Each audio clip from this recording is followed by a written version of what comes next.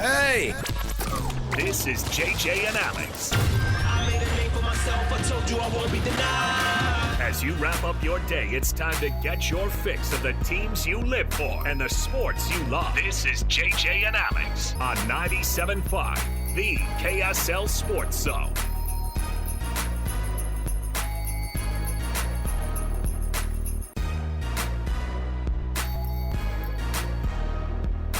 Welcome on in, everybody. Happy Tuesday to you. Is it Tuesday? Yes, it is. You know what that means, JJ? It's Monday for you is what it means. Yeah, but you don't give away Jazz Ticket Monday tickets. Oh, It's Jazz Ticket Tuesday. That's right. I got Jazz tickets. I love how it's me. I have Jazz tickets. I was able to wrestle them away from Lloyd and got them. Just for you, the listener out there. All right? So we're going to be doing that every Alex hour. Kirry, man of the people. Read the fine print at the bottom of the contest. It says that I am not the one who gave them away. But that being said, I've got tickets to Jazz games to give away. We do here every hour here. So stay right here with us. We've got a pair of tickets to I think it's Jazz Hornets for this Saturday. Yeah. So don't want to miss it. The Hornets are suddenly interesting. Well, the Jazz are too. Don't forget about that team. Yeah. Who, by the way, I know we're going to do this at some point, but Larry Markkinen, he's getting all-star votes, right? I mean, come on. I think he's going to be an all-star again this year. I don't remember what the numbers were when he was an actual all-star and it was here in Salt Lake, but They weren't this good. yeah, he's in the couple hundred thousands. He's like 17th overall in the second round of voting. Yeah. I am not, well, I guess I'm not shocked. Napolis and I were talking about this before the show. I'm not shocked that Keontae doesn't get talked about that much because you got to correct a lot of you've got to do 30% better if you're in Utah, which Larry Markkinen does. And Keontae is too, but he has to also do better because of how poorly the last 2 years have gone. And I think people have to get out of their mind Keontae George from 2024, 2025, and they got to get into... He wasn't a superstar out of the gate like Cooper Flagg is becoming. Yes. Or even some of the other great Knipple. rookies. From Con Knipple. You laugh. Con Knippel's having a great I year. know. He's in the conversation. You just wanted to say Con Knipple. I saw a video where they watched all the Knipple brothers walking into the arena to go watch their brother, and I was like, that's a lot of Knipples. So don't. You don't have to hit the dump button on that. Come on. That's his name. It's a family show, but it's a real name. But I'm telling you, I forgot his whole family's massive. Yeah. And it's all a bunch of tall basketball players. All right? So get used to those guys being in the league. All right. We got lots to get into. JJ, missed you. Yeah. Did you? Yeah. He missed me. I don't miss Napolis that much. He missed us. Oh. You were on vacation. Yeah. Alex is like, I didn't say I missed either of you dudes. Alex, we missed you too. It's good to have you back. All right. Did you have a good time? Did you get some rest and relaxation? I did. Napolis and I got to spend a sweet 6 hours together on the 26th. That was cool. Well, that was a day. Yeah, well, that was fun. Me and Lloyd and Napolis out here drinking the free Crystal Light. Oh yeah, you were on. One of the biggest stories we've had in a It while. is maybe the biggest, certainly at the time of We're year that we got it. still feeling the domino effect. I was telling that too. It's so funny to watch a guy who hates media stuff have to do so much media stuff in the job that he's in. Did you watch all the Barstool stuff he had to do? Yeah. I'm telling you, Portnoy's getting him on. He's pumping Dave Portnoy everything. and Kyle Whittingham, that's a match made in heaven. Oh, Portnoy he'll be, well, number one, he's a Michigan man, and he'll be the biggest Kyle Whittingham fan until he's not. And then he's the biggest hater of all time. Right. And so you gotta pick your friends and pick your enemies. Yeah. So we'll see how that goes. I can't imagine the Kyle Whittingham regime not doing well there and not doing well quickly. I mean, they will. It's phenomenal. And Too much talent. The effects that Sharon Moore's illicit relationship had in that athletic department has had on BYU and Utah State football, you had no idea it was going to have this kind of a ripple effect. And here we are. I mean, those Utah and BYU are going to have a hard time replacing the people that are leaving those programs, which could take a minute to replace. They could be mid, all because Sharon Moore couldn't figure it out on a personal standpoint. Not that we don't. Look, we just had it so good, JJ, for look at Troy 18 Taylor's months. firing at Stanford last year, the impact it had on BYU. Yeah. Like one thing can cause a ripple that impacts a lot of things. Right. Yeah, I'm interested to see how this thing plays out, but I'm shocked. We have had such a fun time. We have had such a good time over the past 18 months to 2 years. and it gets ripped out when you think that there's some – why on earth we thought that there'd be some – I think that we did think that here in Utah maybe we're protected a little bit from the outside noise that sometimes hits. And as soon as those big conferences call, they will take everything away from you. And there you go. Well, imagine if Penn State was actually able to pry Kalani Sitake out of Provo. Oh, yeah. Which darn near happened. Can you imagine the impact that would have had? Would it have been easy to get Jay Hill from Penn State to Michigan?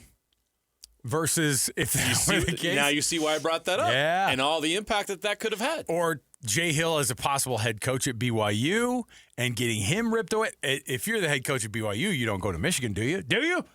Maybe. These are I all don't know fun what his goals are. I hypotheticals. don't know where he wants to go. I don't know All what right. his it would have caused all kinds of interesting opportunities for a lot of coaches in this state. I love all that. I love all of it. All right. Lots to talk about. You can always stream the program, KSL Sports on YouTube. You can always stream it, of course, KSLSports.com. You can also go back and listen wherever fine podcasts are found all day long to the KSL Sports Zone. Go check it out for yourself. Let's kick off the show officially here after a little bit of a break for me and JJ holding the fort down for a couple days and all of us trying to get our bearings now that our kids are back at school. It's been rough already. We're already getting there. 2 days in, and I want to die. I know. Kicking things off. See, we got a little bit of reprieve, 1 day extra in the Davis School District. Let's kick things off right now. It is The Cut, top of the program. Let's do it. It's time for the biggest story of the day. This is what made the cut with JJ and Alex on 97.5, the KSL Sports Zone. All right, so here's what we got. Lots going on. And, of course, as we said, the ripple effect of the head coaching. It only took 2.5 weeks, JJ, but we have an official press conference to reveal who the coach of the University of Utah football program is. I was on pins and needles wondering who this was going to be. Well, you were on a long break then. You were on a long break. I just was thinking, this is a long. It took so weird. long. It's weird that it happened today. It took so long. It's been almost a month, but at the same time, it actually worked out perfectly because Morgan Scalley was able to assemble his staff before this presser happened today, and so he was able to talk about his vision and the guys he brought in and all those things. So it works out. It was just everything that's happened over the last month has been wild and crazy and chaotic, and I think for Utah fans today, and some of the reaction I'm getting from Utah fans is today felt really, really good because they were actually able to listen to the new leader of this program, the new CEO, get up out in front of them and tell them what his vision was. And I think people are on board. Yeah, and that's what we're going to listen to is a little bit of some of the reaction. And, of course, Morgan Scalley and Kyle Whittingham, I think people look at them and say, man, he's from the Kyle Whittingham coaching tree, and I get it. The question is going to be what kind of a different coach will Morgan Scalley be? And I think that he's going to want, number one, he is a different guy. I mean, that goes without saying, but at the same time, I think people just hope that there would be a one-to-one, like you're just going to get Kyle Whittingham Jr. I don't think you want that. The other thing is there's no version of that. You know what I mean? You get a guy who knows what works in college football, but Morgan Scalley you and I both interviewed that guy a bunch of times, and I'll tell you, it's so much more fun to sit down with Morgan Scalley than it is Coach Kyle Whittingham. Yeah, by a factor of 10. Personality, the one-to-one, it's just a different feeling. Well, maybe some of that comes with being the head. Everything's different. Maybe we're going to get a different version of Morgan. The head coach Morgan might be the guy who doesn't have as much of a smile on his face all the time, and I don't know. I think that Kyle Whittingham has had that same look on his face and the toughness and the scowl since his playing days, right? Morgan Scalley, here's his opening statement talking about bringing the philosophy of Utah football, what they're going to do, what the offense looks like. Jason Beck, 1 year and gone. What Kevin McGivern's going to possibly bring to this program. All those things coming into focus as he's now put the rest of his staff together. Morgan Scalley talking today, his opening statement on being the brand new Utah football head coach. Two things I want to clear up. I'm really not that smart. They talk about my brains. I'm not that smart. I've got a bigger heart than I do a brain. I'm just grateful for people that have surrounded me that make me look smart. And my best recruiting job is sitting right here. You're going to see that today. I'm a baby. But man, our team's going to rip your face off. Okay?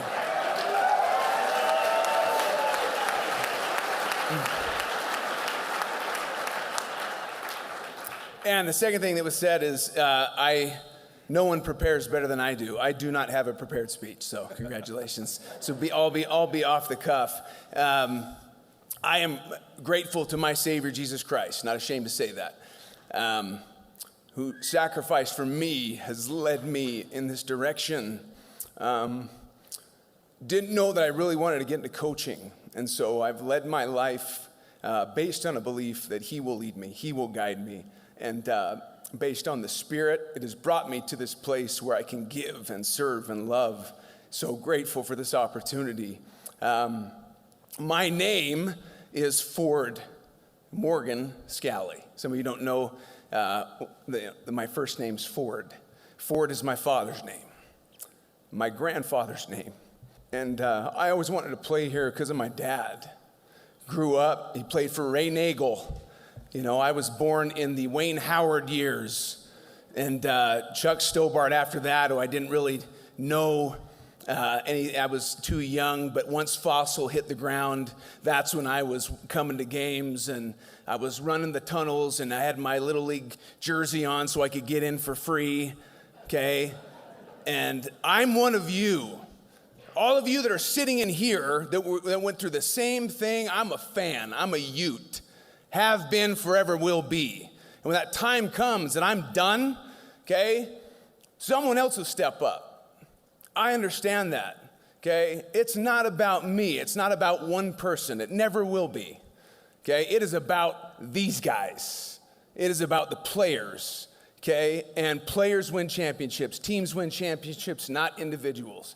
So while my name is going to be out there, and this is history, and I get it, and I love it, it's all about the guys that I grew up watching, okay? And my dad is number one in getting me here. Bud, I love you. All right, so there's one big difference already, right? Yeah. A more emotional and more emotions on the sleeve kind of guy. Obviously compared to Kyle Whittingham, but we knew that. I mean, we know the type of personality that Morgan Scalley is, and I think the thing that people wanted to hear and where you got the most crowd reaction, obviously, I think everybody loves everything that Morgan stands for. He has no qualms telling you about what his personal religious beliefs are and his philosophy on everything outside of the football field, and he carries that on his sleeve, just like he does the rest of his emotions. And I can't imagine that's not going to work well for him as a head coach, because players see that and they buy into it too, I think, when they see it. They saw the toughness of Kyle Whittingham. They're going to see the toughness in Morgan Scalley. These guys who play for Morgan Scalley, they know what kind of dude he is. And so they might see him get emotional because of this life-changing moment for him, for his family, all those things. And he does have a measure of gratitude. I think all the time having that perspective is huge. But this is a guy who understands exactly what the job is. I don't think anybody thinks that this makes him less of a tough dude. If you think that, you don't know him. You're 100% right, and I think this needs to be brought up. And this is a Utah man. Like, this is all he knows from the time he was born until now. He's all about Utah football. Yep. His entire life. A lot of coaches out there are out recruiting. He's like, oh, come to Michigan or come to this school or that school. And that coach isn't going to be there in 2 years. Right. And he wasn't there 2 years ago. He's just taking the next job and the next step in his career, which is what he really cares about. Here's where Morgan can be different and where Morgan is different. He loves Utah. He loves Utah football. He wants that program to be successful more than he loves himself or anything else. Okay? And he means what he says. I truly believe he means what he says, and you can see the conviction behind it. And that is a massive advantage that he has as he goes out here and he tries to build this program in his mold. As opposed to like your Brian Kelly's out there? Thank you. Nailed it. I'm trying to think who else. The phony baloney's out there. There's so many car salesmen in this coaching business, and I don't want it. There are so many great coaches at every level. I'm not demeaning the profession at all, but even the coaches out there that are hearing me right now know there's a lot of car salesmen in this profession. And there's a lot of BS. Yeah. And there's a lot of garbage. And there's a lot of me. And they're trying to pretend like it's we. No. Because you've seen all these coaches. You've seen Lane Kiffin down at Ole Miss. You took Ole Miss and you built that program into one of the best in the SEC. And you walked away like that and turned your back on it like that totally from ego. 100%. Him going to LSU is 100% his ego and about him. We're still trying to figure out Curt Cignetti's situation too, right? We're like, is this guy real? Is this a legitimate character? It's been an interesting one, but you know what? I think people buy into that. They buy into, look, how many people came right out and said Brian Kelly sucks? A lot of his people. Players. People at Notre Dame tried to warn you about it. Oh, yeah. How phony he was. And I'm telling you, the thing is with Morgan, say what you will about him, and the guy has certainly had to go through a lot to be able to sit in the seat that he is now and the stuff that he had to sit through today. But you do get a 100% authentic experience with Morgan Scalley all the time. He's going to be judged based on wins and losses like everybody else.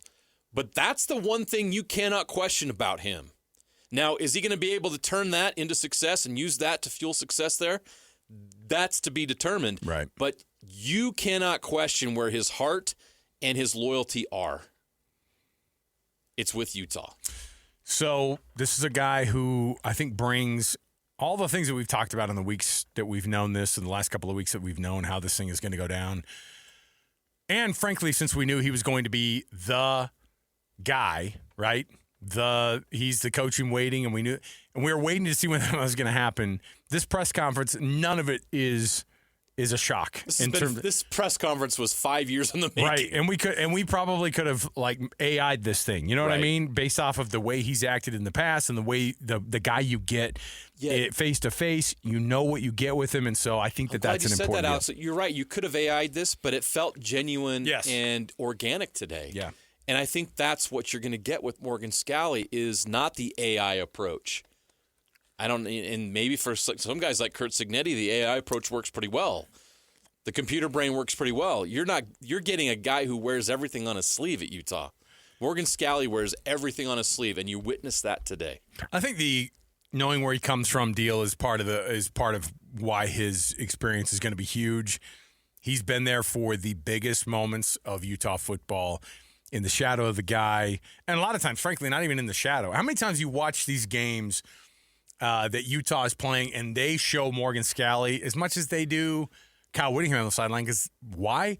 Because he has been the guy who has been the face of that defense that has been, what was the term that he used? Ripping your face off for the past 10, 12 years. Yeah, he said, I'm a baby, but I'll rip your face off. And the team will. I mean, that's what he built. He has this unwavering standard, and that's what they have to do. Now, what's interesting is the last couple of years, people are looking and going, is the standard still there, or is this thing working? Is the approach still working? And what's he going to do afterward? Well, obviously, going off of what the history is, he always has to acknowledge where Kyle Whittingham was in that scale, because Kyle Whittingham believed a lot in Morgan Scalley. Not just that, I think we could all say Kyle Whittingham is the biggest cheerleader of Morgan Scalley, maybe short of his wife. And Kyle Whittingham knew exactly what Utah's going to get on a day like today. Here's what he said about his love for Kyle. So I had to learn to be a wide receiver, and I don't know that I ended up learning to be a good one. And there was a coach there, Bill Bush, who saw something in me as well. And grateful for Bill Bush for having a vision. You guys that we've asked to change positions, okay? Jackson Benny, okay? We do it a lot here at the University of Utah. I didn't want to change, okay? Bill Bush said, you'll be an all-conference safety, and I laughed at him. Said, there's no way. And I sat down with Kyle Whittingham, and he shared the vision as well. And Kyle said, Morgan, we want you to play safety. We think you could be an unbelievable one. I said, Kyle, it's always been my dream to play running back here, to follow up my dad. He said, Morgan, it's always been my dream to play center field for the Angels, but that's not going to happen. I wish I had made the change sooner, because I loved the safety position. Kyle Whittingham, Bill Bush allowed that to happen, made that happen, and Kyle Whittingham has given me chance after chance after chance for my entire career. I love Kyle Whittingham, and I know he's going to be successful wherever he goes. I know he's at Michigan. He's going to be amazing. I'm grateful for the chances he's taken on me, for mentoring me, tutoring me, breathing life into me when I didn't necessarily love football, and I was asked to change positions. So I've had great coaches that have helped me understand the beauty of this game. Interesting stuff, right? that story he just told is like the philosophy of Utah football in a nutshell. Yeah. Coaches who go, you don't actually know how good you can be. I actually know how good you can be. I know what the best version of you is. Will you please let me coach you, because that's my job. And Utah requires guys to have a good enough attitude to be able to do it. And it's not for everybody. I mean, ask how many guys have been asked to do that thing. We've heard the great stories about guys who've changed positions and have been awesome. It's probably triple that number of guys who are told you would be a fill in the blank. You'll be an NFL this. You'll be a all conference this. I bet there have been triple the amount of guys who Kyle Whittingham said, if you change the defense, you're going to be in the NFL playing that. We already know the stories. You think of the guys who every story that we know, it feels like Paul Kruger has a Super Bowl ring right now because he went through that process. Think about how great of a wideout in high school Nate Orchard was. One of the best wide receivers, most dominant wide receivers in the state I've history. seen, / tight end, whatever you want to call it. And the guy is the mayor of Sac Lake City because they said you kind of are called to something else here. And it changed his life. And it's not sexy, by the way, to be a defensive. Actually, right now it is. It's sexy and it pays to be a DN, to be an edge rusher. But wide receiver is that's that sexy thing, man. The wide diva. Yeah. And to tell guys they can't be a running back, or how about the quarterback? You can't be a quarterback, man. That's a really hard one. That is extremely tough. So, anyway, bottom line is Utah gets today the guy that they knew that they were going to be getting. The press conference absolutely solidifies all of this, the things that we already knew about Morgan Scalley. I'm really looking forward to covering him. I know at least for the first while, we're going to get maybe he's not going to be. Actually, I don't know. I don't know if he's ever going to be ruined by the media, so to speak. We ruin a lot of people, though, JJ. Like we bring a lot of cynicism. We're not ruining anybody. No, and but Morgan can handle us because Morgan's been on this side of the thing. I know. Like he understands this business. I interned with Morgan here at KSL in 2002. Like he understands this side of the business, and you can see some of that today. His bachelor's degree is in communication. Yeah, he's a communicator. He's doing it. Yeah, he's great. Yeah. Yeah, the stuff he learned from Kyle it's going to take him a lot of places, and I think the number one place it's going to take him is into his own version of success. So what's that going to look like? It's going to be very interesting to see how he handles it, how the school, the administration handles it, how his athletic director gets along with him. It's a very different spot to be in when you're the defensive coordinator versus when you're the guy who has to sit in front of the athletic director and make some really, really difficult answers to the questions that he's asking. And what's that relationship? It's got to work too.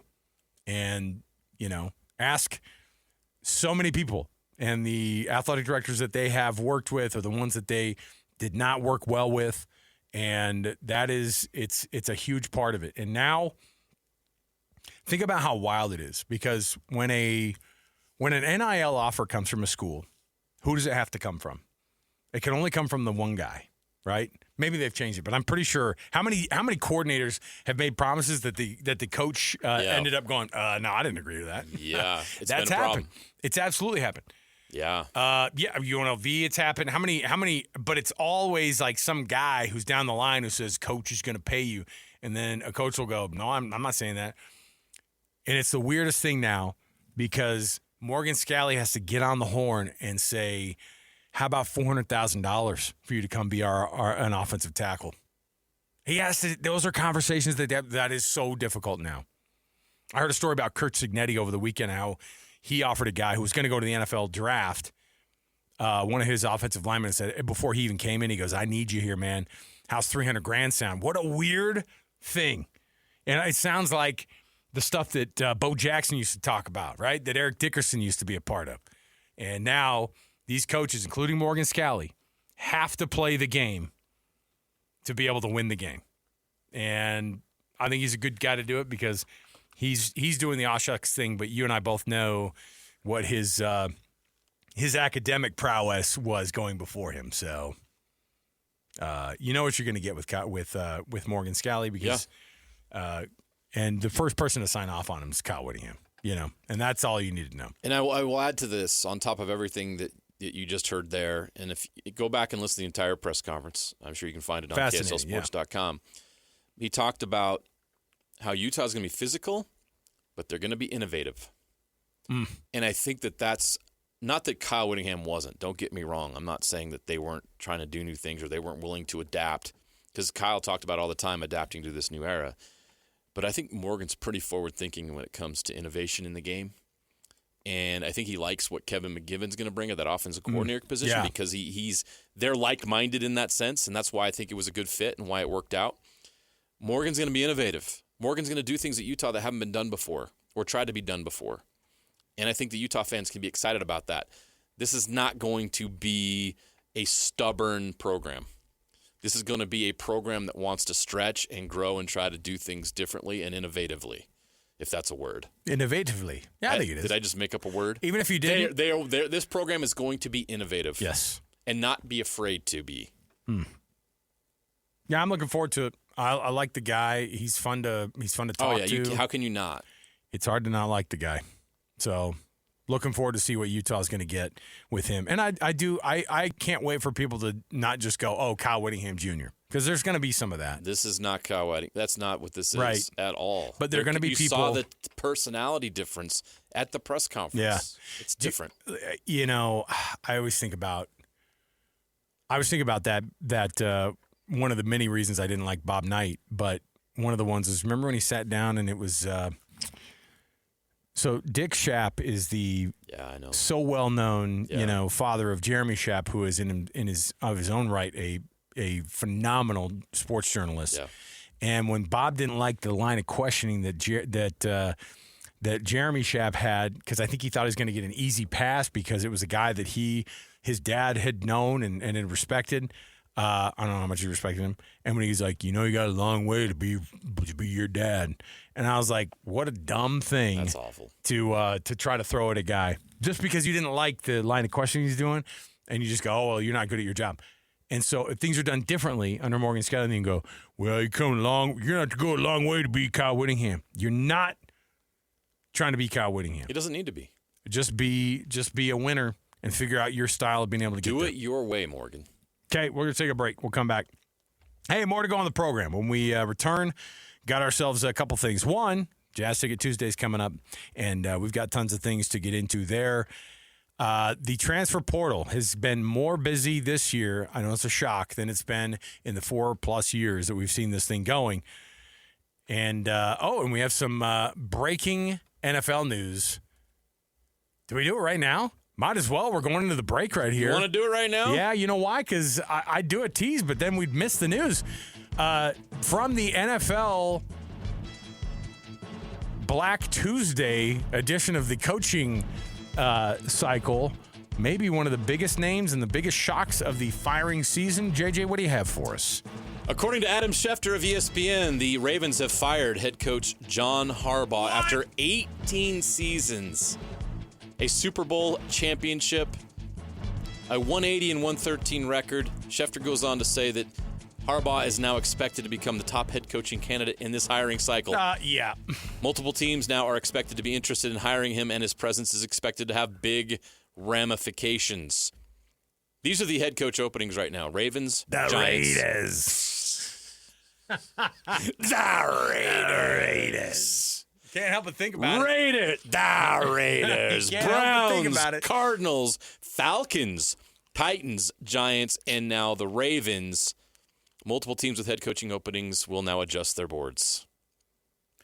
John Harbaugh immediately becomes like, I don't know, though. I mean, like, he's the old school guy. Now it's cool to hire the Liam Cohens of the world. You know what I mean? Harbaugh, after 18 years at Baltimore, is still relatively young. He's only in his 60s. Well, and on top of that, like, how many guys Early have that 60s. type of success? And I don't know. I mean, like, what's this? Is it adding up that, late loss last year at Buffalo on top of, like, some – the thing is that they go as the health of Lamar Jackson goes, and – the Commanders just fired both of their coordinators, including their offensive coordinator, a year after they had a phenomenal season with tons of success on both sides of the football, and then they go, nope, this year not good. and you have to win immediately. And John Harbaugh, what's interesting is people have been asking for him to lose his job over the past 5 years. And it's so dumb. But you know what? This is coaching. You got to win. And you got to win big at the highest level. And the Ravens have had rosters that have been there and been close, and they can't quite get over the hump. If I'm other teams, I'm firing my coach to try to get John Harbaugh. You're going to see a couple more openings. I'm telling you, like Harbaugh in Green Bay. Ooh, that might be interesting. What's going to happen with what's going to happen in Miami? You know what I mean? Harbaugh in Miami. Come on. Where would you rather have him or McDaniel? But see, if you're Miami, you see how all these organizations are going to start doing this in their brain. Miami goes, hey, it's not in the same division, but it's in the AFC, and we know we got to beat the people on the Eastern Seaboard, man. We got to do it. Who are the Ravens going to hire? This will only be the fourth head coach in Ravens history. I don't know.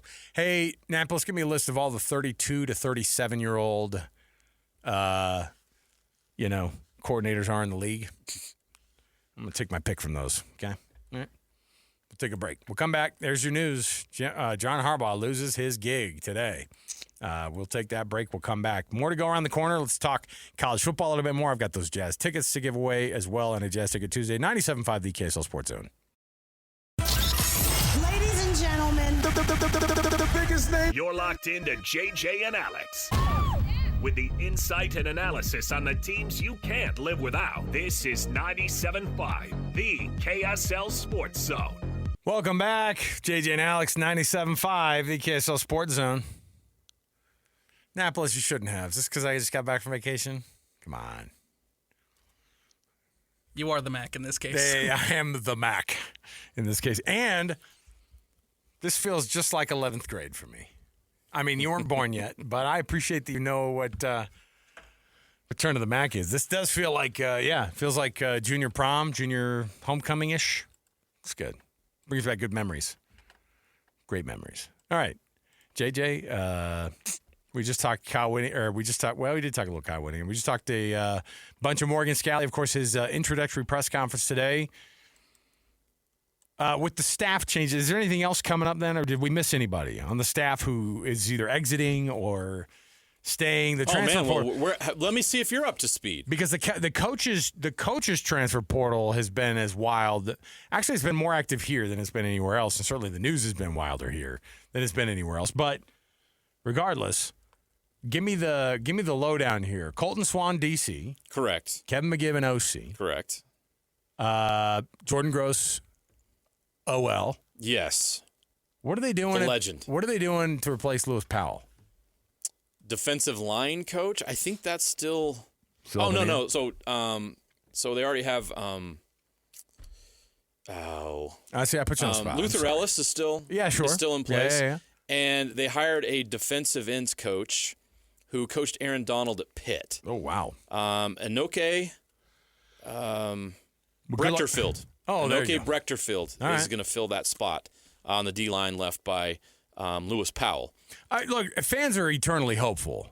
You know, when a coach goes, I'm leaving, and you'll get a certain segment of the fan base that goes, yeah, it's fine. We didn't even need you. You know what? Did you see who we hired? It's Aaron Donald's defensive line coach from Pitt.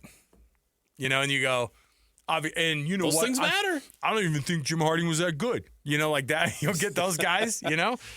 And a lot of the stuff, the angst about assistants is kind of overplayed because there's a lot of great assistant coaches out there. Sure. A lot of guys can fill that hole, and you know everybody brings a different thing to the table. We've heard many people, I can't. How are we going to replace that guy? Yeah. Well, then they bring somebody in who has their own spin on it and brings in their own guys. So it's going to be different, but I think that there's a lot of optimism about the guys that they brought in. Luke Wells, who's Matt Wells' brother. Right. Who's coached in the state before, who's recruited the state like crazy, is the new tight ends coach. That's right. That announcement was made this morning. Replacing Freddie Whittingham. Chad Bumpus is back as the receivers coach, back from Mississippi State. So I think I got you up to speed on the staff right now. Well, I was just looking at it because it's one thing to have the coaches shifting around. Mark Otuaya was retained as the running back coach. It's another thing to try to figure out what you have in the player transfer portal. I mean, that thing is a mess. So when it comes down to it, and I know you probably saw that, I was actually pretty shocked to see that Isaiah Glasker. I thought he was going to go to the league. I thought he was going to go to the league. I thought he was going to maybe go to Michigan. I mean, well, I just Faletau Satuala, many were worried was going Yes. to go to Michigan with Jay Hill because of that relationship, and Faletau Satuala tweets out, all in. Well, and on top of that, He's back. But you lose your defensive backs coach, and you lose your and you lose your OC. So Gennaro or your Guilford. DC. We haven't talked about Gennaro Guilford. Obviously, we know how big of a loss Jay Hill is, and I'm dying to know. It's kind of funny. BYU's been very quiet. Very quiet. Yeah, they've gone full Utah with no press conferences, right? There's been no – I'm hearing nothing. There's no intel whatsoever coming out of Provo on how they're going to fill these two spots that have opened up, both Jay Hill's spot as a defensive coordinator. And look, Gennaro Guilford had been there for 10 years. I know, He played was there. there initially when Kalani took the job, and there's been a lot of changes on that staff, and he was always a stalwart. And I would argue BYU's secondary over the last 2 or 3, 4 years has been better than it's ever been. You got to go back to the early 90s, like the Derwin Gray days. Well, let me tell you. To find a time when BYU had better defensive back play. I'm being honest. No, for sure. Safeties and cornerbacks. That has not been a concern. Nobody's grinding their teeth and worried about, is someone going to throw the ball against us because we don't have anybody that can cover these guys. No, BYU's secondary has locked it down. They have been outstanding. It was always the run that was an issue for BYU in recent years, and they shored that up. So who's going to replace Gennaro Guilford, both as a recruiter and when it comes to scheme and technique? Because he's done a tremendous job building a secondary at BYU that nobody talks about because they're good. Well, here's all you need to know. Jay Hill is with you for 2 years and goes, "You're coming with me, dude." Like Jay Hill, who, by the way, coaches safeties as a job, Right. looks at Gennaro Guilford and goes, "Yeah, I'm gonna need this. Yeah. I'm gonna need what we got here from Gennaro Guilford." In 2 years at BYU, in 2 years, he had a lot of guys he probably could have picked from. He had certainly maybe somebody from the old staff. Do you think Michigan had bad, defensive backs coaches? No. Michigan could go out and get anyone to do that job, and they picked Gennaro Guilford. And Jay Hill was the guy who goes, "Hey, Kyle." And because Jay Hill goes, "Hey, I'll come, man, but you know what? Hey, Kyle, this is the guy that's been the thorn in your side, and let me just give you 2 words, takeaway king." And then Kyle goes, "Say no more. Say no more. You lead the country in, what did they have? They were second in interceptions last year. They're fifth in interceptions I don't this year. think Kyle Whittingham could love a human baby more than he loves turnover ratio. Right. That turnover ratio he actually loves. The one he pretends like that he loves is the sibling, is like the middle child who is QBR. He'll go, "Oh, this is all his quarterback rating." He actually hates it, but he He brings it up doesn't all the really time. understand QBR, but he certainly respects it. Yeah, sure. All right. So there you have it. I mean, from that standpoint, you have those things. But the transfer portal to me, that's been interesting. When you look at it, all the big names that enter it, haven't we learned the lesson that it's that unknown, because you still got to recruit. And when I say you still got to recruit, you better be the guy who's going to find the next Cam Ward. You better be the next guy to find the next Trinidad Chambliss, right? You better be the next guy that goes, "Hey, John Mateer, come to our big program after being at Washington State." Or, "Hey, fill in the blank on that small school that had this guy or that DB or that linebacker." So how do you do it? The thing is that right now big programs are fending off one another to be able to try to get the best players possible. And yet you still have the transfer portal opened, the 2nd? Yep, Friday. Imagine these Texas Tech, Miami, Ole Miss, and Oregon teams trying to figure out how to get ready for a college football semifinal and the national championship for 2 of those teams. And you're also still traveling during all of those weekends and going out and recruiting, or you're inviting guys to come in on official visits or whatever it might be, or you're calling them or you're texting them, or you're sending them a text that just says, "You up, question mark, $1 million, question mark?" Like, those are text messages that are happening right now. Yeah. And battling for those big names, everybody wants to know who the next Fernando Mendoza is going to be. Which, by the way, you saw Josh Hoover goes to Indiana. Mm-hmm. And I'm looking at Indiana stuff, and all they're saying is this is the best thing that's ever happened to us. I'm going, "Hey, guys, like, We thought he was going to win the Heisman Trophy at TCU, by the way, this year, and he ended up having kind of a meh. But every fan base goes, we got him, and the Brendan Sorsbys of the world, we got him. You know what I mean? Is he going to Texas Tech, by the way? Is that what they figured out? Yeah, it's pretty much a done deal, right? Okay. Has it been announced that, they did the whole Times Square thing with Sorsby. Yeah. Sorry, I said the wrong teams. Miami, Ole Miss, Indiana. Who am I missing? Oregon. Right? Yeah. Okay. Those teams. And Dan Lanning brought it up at the press conference with Kurt Signetti. He goes, hey, keep dipping into the transfer portal. Keep doing the transfer portal thing. Keep focusing on that. And he was saying this as a joke and Kurt, starts laughing because he finally was like, he cracked a smile because Dan has to do the same thing. Dan Lanning has to do the same thing. They've got to babysit the transfer portal, and they've got to babysit their team. And they've got guys on their roster who've left the team before these games have even been played yet. Pretty wild. Freaking wild. So good luck. Good luck, everybody, fighting over all those players. Here in the state of Utah, good luck keeping guys. Good luck, finding even more of these dudes.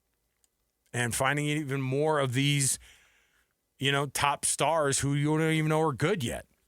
And taking a rolling the dice on a 0-star out of high school, but a pretty darn good FCS player. You know what I mean? Ask BYU who their best players have been over the past few years. Think of your Eddie Heckards. Think of your Jack Kellys. Guys who came out of high school and nobody gave them a shot unless their name was Jay Hill. All right. We'll take a break. We'll come back. We've got more to go on the program. I've got a Would You Rather next. Oh, I've got Jazz tickets to give away right now. Jazz Ticket Tuesday. Caller number 12-801-575-ZONE. That's 801-575-ZONE. 801-575-9663. Get a pair of tickets to see the Jazz and the Charlotte Hornets coming up on Saturday, January 10th. That's this Saturday at Delta Center. Just give us a call right now. Be caller number 12. That's all you have to do. 801-575-ZONE is the number. We'll take that break. Would you rather next? 97.5 the KSL Sports Zone. Listen, everybody. Real-life hypotheticals to get your brain churning. As JJ and Alex ask, would you rather?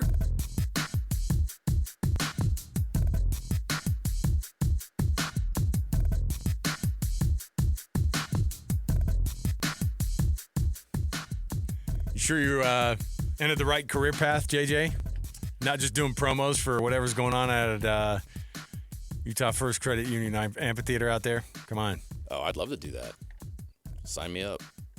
I think we actually have a promo for that coming up. Maybe I'll get you. Don't we all have a dream? Pay you some. I'll pay you something for that. Come on, man. There's always that one thing that, I'm sure, some of you wish you were an NBA center, but you weren't born 7 feet tall. I was born with no musical talent, but man, I wish I could shred on a guitar. Yeah. I wish I could just sit here and wail on a guitar. I love your air guitar though. Air guitar, he really gets But into I can't. I tried to play guitar and I suck at it. So yeah. Was not the hand I was dealt. Here I am on the radio. Yeah, instead. That's all right. We'll be all right. Let's stick to this, right? Come on, it's been fun so far. This is fun. Let me ask you this: would you rather have because I was looking at the actual semifinals, okay? And the thing about these matchups are really fun. These are good. It's cool to see these runs that people make, and to see where everybody's at here. And I know that these aren't bowl games; these are the national semifinal, the national championship. But from a cool standpoint, would you rather play in the Peach Bowl or the Fiesta Bowl? Peach Bowl, Indiana, and Oregon. I'm not saying be either of those teams. I'm saying where's the hierarchy of those two bowls? Because those two bowls, I think, are the ones that the Peach Bowl and the Fiesta Bowl were, if you'll recall, when they started it up with the New Year's 6 games and all this stuff. Peach Bowl and Fiesta Bowl. Well, Fiesta Bowl's kind of been there. Peach Bowl was kind of thrown in there, right? It didn't feel like it was part of the OGs. You know what I mean? Like the Rose Bowl and the Orange Bowl looked down upon the Peach Bowl. They did. They looked down on Peach Bowl. I thought you were the Citrus Bowl. And they looked down on the Fiesta Bowl, too. Yeah, the Fiesta Bowl has been nice, but yeah, for sure. It's like remember when the 14 playoff and the Fiesta Bowl was involved? Or it was never part of the 4. It was usually that where the Boise State or the Group Utah, of 5 team would land. Utah, they bust the brackets, or they busted the BCS against Pitt. Hawaii played in the Fiesta Bowl. You know what I mean? Like those teams that broke through and busted, TCU. they threw him a bone. They gave him the Fiesta Bowl. So out of those two, regardless of team, Fiesta Bowl or Peach Bowl? Fiesta. Why? I like Arizona. If you're the Fiesta Bowl, Phoenix area or Atlanta area in January. If you're in the Peach Bowl, you are playing in a place where at least 7 or 8 big-time college football games and NFL games are played every year. To me, I'm saying that tongue-in-cheek because I'd rather do Fiesta Bowl because I feel like there's more prestige in Mercedes-Benz No, that's Stadium? what I'm saying. Is I feel like Whoopity-doo. Because Mercedes-Benz Stadium plays host to a beginning of the year classic now, whatever it is, the Peach Bowl Chick-fil-A, or like the Chick-fil-A opening classic. Yeah. It's the SEC championship game site. It's the, every fourth year it feels like it's a Super Bowl site. What else do? They do so many dang big games there, and then they throw the Peach Bowl in on top of it, and then every once in a while it's the first round Peach Bowl, and then it's the national championship site as well. I feel like it gets used a lot, and I'd rather be on a natural grass situation at the Fiesta Bowl. Boom, and Glendale. Where are they? Yeah, Glendale. Yeah, Glendale. Real grass. Yeah, Come on, man. That. I'm all in on the Fiesta Bowl. Yeah, I agree. Out of the two lame bowls that are great bowls, Fiesta Bowl's my favorite. But hey, if this year's the time to be in them. Yeah, that's true. This is a big deal. And but who's hosting the two great semifinals? What's the national championship game? Is that Cowboy Stadium? Is it in Arlington? It's one of the first. It was one of the first round ones. Where's the Natty held? Somebody help me out here. Yeah. Oh yeah, it's in the Hard Orange Rock, Bowl. Hard Rock Stadium. It's the Orange Bowl. Yeah, don't call it the Orange Bowl. Monday, January 19th. Imagine if Miami gets back and plays there. Imagine if. Oh my gosh. Imagine if Oregon, who played the Orange Bowl there, goes back again 2 weeks later. And the way they're playing right now, it's very possible. Crazy. All right. Let's take a break here. We'll come back. We've got the 4 o'clock hour around the corner here. And guess what we have? Steve Bartle, Ute Insider for KSLSports.com. Of course, we're going to get his reaction of the Morgan Scalley official press conference. He's been officially presented as Utah's next head coach as of today. Made official. There you go. It's a done deal. So we'll talk to Steve Bartle about that. Plus the hirings. I'm interested to see what some of the names that are coming in and what people feel about these names that are being added to the Morgan Scalley staff in Morgan Scalley 1.0 here up at the University of Utah. Stay here, 97.5 the KSL Sports Zone.